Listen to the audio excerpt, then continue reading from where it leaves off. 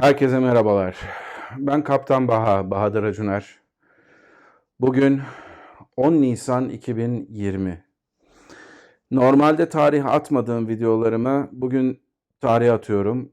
Çünkü bugün Türkiye tarihi için ve Türkiye'deki havacılık tarihi için çok kötü bir gün.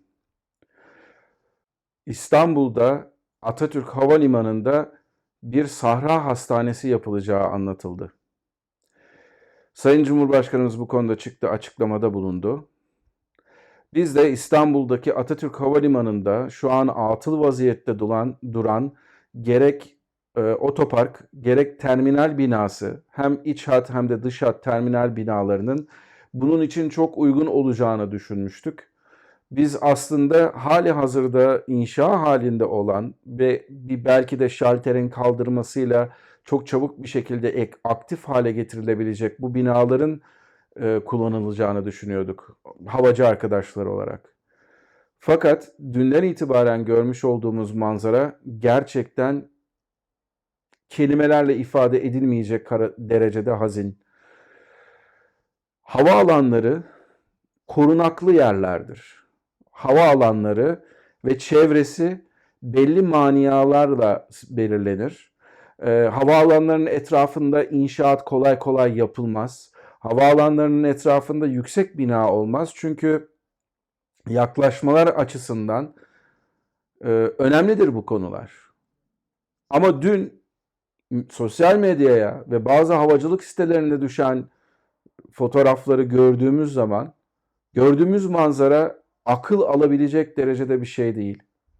Çünkü bırakın havaalanlarının içini, havaalanlarının dışına kolay kolay inşaat yapılamayacak bir ortamda maalesef havaalanının içinde 3-5 sol ve 3-5 sağ pistlerinin olduğu bölgede iş makineleri görüntülenmişti.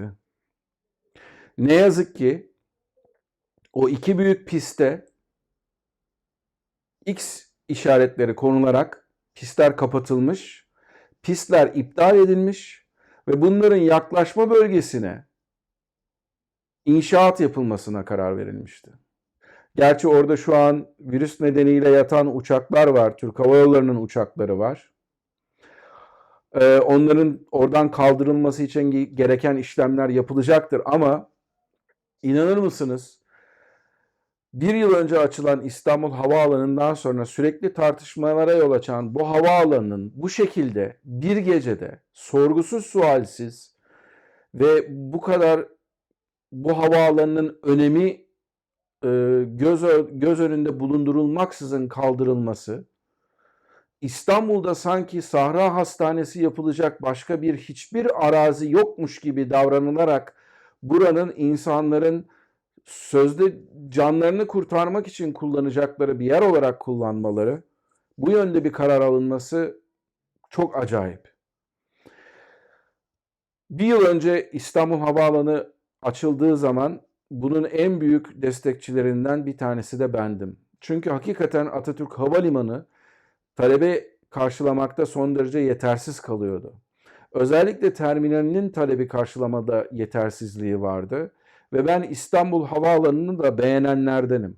Ama aynı zamanda İstanbul Havalimanı, Sabiha Gökçen Havalimanı ve İstanbul Atatürk Havalimanı'nın üçünün değişik rollerde, değişik coğrafyadan gelen müşterilere hizmet edebilecek şekilde 13-14 milyonluk İstanbul gibi bir metropole gerçekten üçünün de beraber hizmet verebileceğini düşünenlerdenim. Neden? Dünyanın dört bir tarafında uçuyorum. Bazıları gibi sadece ülkenin bir kısmında kalmış, sadece bürokrasiyle uğraşan bir adam değilim. İstanbul'un benzeri şehirler var. New York var, Chicago var, Seul var. Seul'de koskocaman bir tane Incheon havaalanı yapıldıktan sonra Kampo Havaalanı yine de kapatılmadı. Oranın da kendine göre bir hizmet anlayışı var. Tokyo'da 2 tane ünlü havaalanı var. Geniş, büyük İstanbul Havalimanı ile İstanbul Atatürk Havalimanı ve Sabiha Gökçen Havaalanı'nın beraber çalışabileceği bir Washington DC örneği var.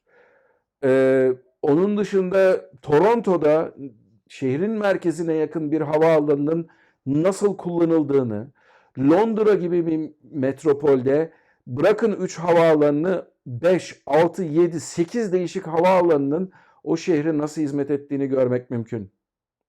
Ancak ne yazık ki dünya vizyonundan sahipsiz insanlar ne yazık ki Atatürk Havalimanı'nın ipini çektiler dün. Bundan sonra oradan uçuşlar ne kadar olur bilmiyorum. Orada özel jeti olanlar ne kadar hizmet verecekler. Oradan belki de eğitim uçuşu amacıyla kullanılabilirdi orası. O da olmayacak. Çünkü şehrin merkezine bu kadar yakın bir havaalanını aslında siz uçuş eğitimi açısından, genel havacılık açısından son derece elverişli bir şekilde kullanabilirsiniz. Burayı aynı Toronto Island havaalanında olduğu gibi düşük kapasiteli uçaklarla hizmet vermeye devam ettirebilirsiniz. Bu konuda benim bir çalışmam vardı, hatta bu konuda yakında da bir video yapacaktım ama bazı konular öne geldiği için bitiremedim. Bundan sonra yapmanın da anlamı yok. Çünkü neden? Biz o kadar havacılık gelişsin diye uğraşmaya çalışıyoruz.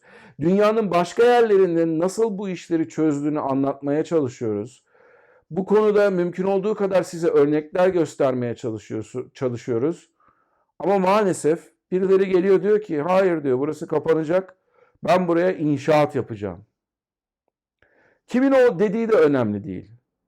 Bunu söyleyen Atatürk Havalimanı gibi Türkiye havacılığının son derece önemli bir parçası olan tarih yüklü bir yeri bu şekilde heba etmek, ister A partisinden olsun, ister B partisinden, isterse C partisinden.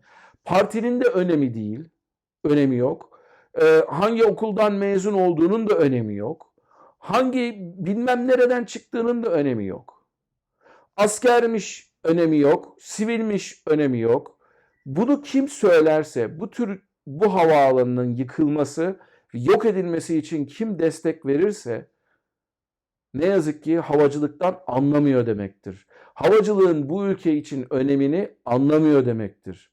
Havacılıkla yetişen nesillerin ileride ülkenin savunmasında, ülkenin gelişmesinde, ülkenin bütün taşıma sistemlerinin, nakliye sistemlerinin, lojistik sistemlerinin entegre olmasında rol alabilecek, insanları yetiştirilebilecek bir ortam olduğunu görme vizyonundan uzak demektir.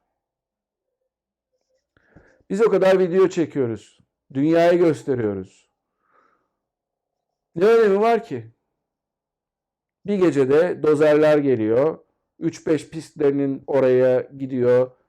Sahra Hastanesi yapmaya karar veriyor. Bazı insanlar geliyorlar, oradan nemalanıyorlar, oradan ihale alıyorlar.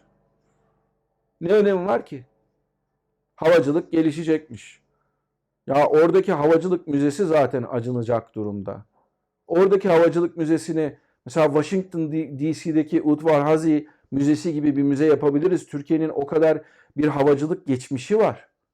Herkes bir yerden bir taşın altına elini atsa bu havaalanında daha neler yapılmaz?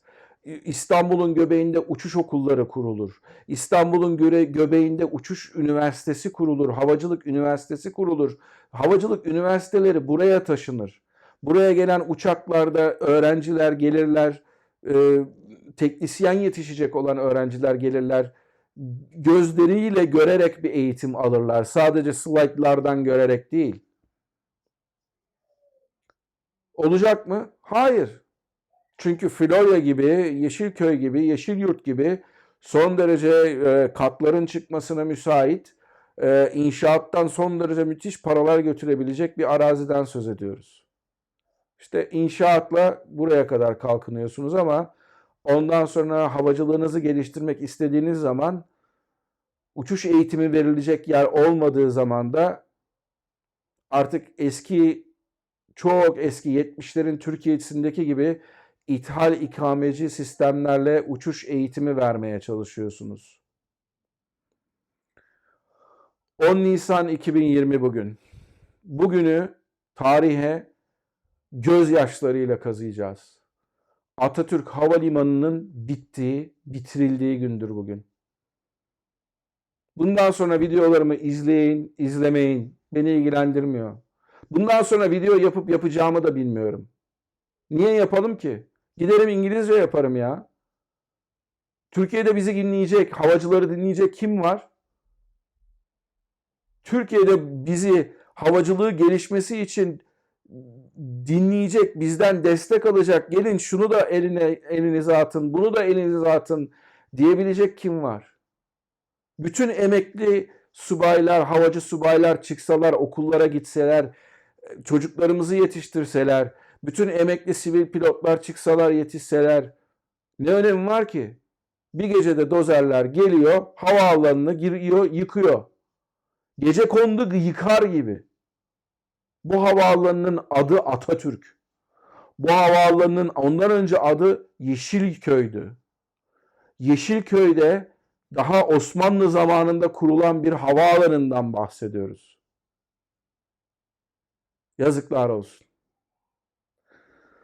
Umarım bu virüs nedeniyle de hasta olan bütün insanlar şifalarına kavuşurlar. Benim derdim tabii ki onlarla değil. Benim derdim sadece bu güzel havaalanının gecekondu muamelesi görmesiyle ilgili. Kendinize iyi bakın. Görüşmek üzere.